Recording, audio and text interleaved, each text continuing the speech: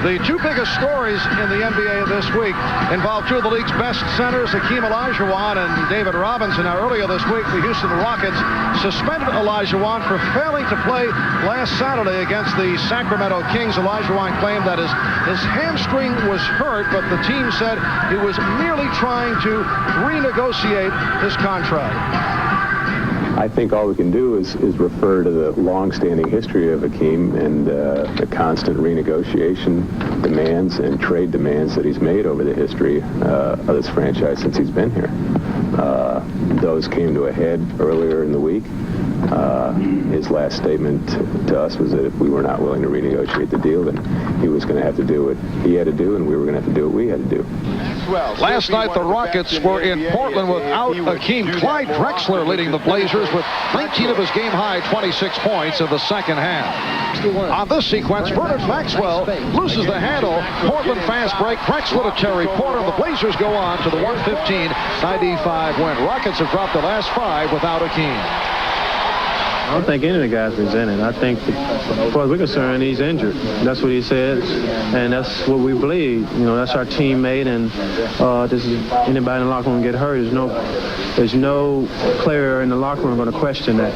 I have to deal with what is and not what will be or what was. And what is he's not here, so we have to go on and play. I just hope it gets worked out before all the legal issues come into place.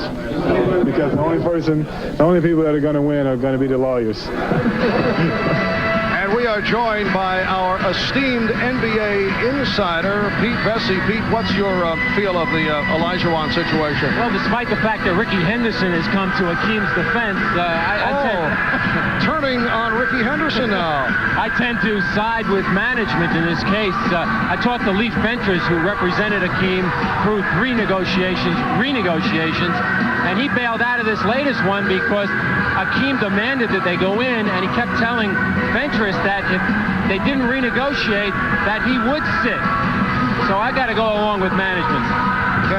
Can you see the Rockets attempting to trade Olajuwon? Very difficult these days to make that kind of deal. Well, I think that's exactly what they've forced here. They've gone past coming back to each other at this point. After the season, I believe that the league is going to change the aggregation of salaries so that you can trade 2 or 3 guys if they add up to another guy's salary, so that there may be many more options after this year. But I believe the key one will be a Charles Barkley for Hakeem, because the marquee players fit, the salaries fit. Both teams are looking for marquee guys to sell tickets. And that would be a blockbuster deal. That's right. Now, they would need, I got to say something, though. They would need a center in that, and maybe they could throw in Dave Hoppin. That's very good, Pete. Is there any reason to continue with this?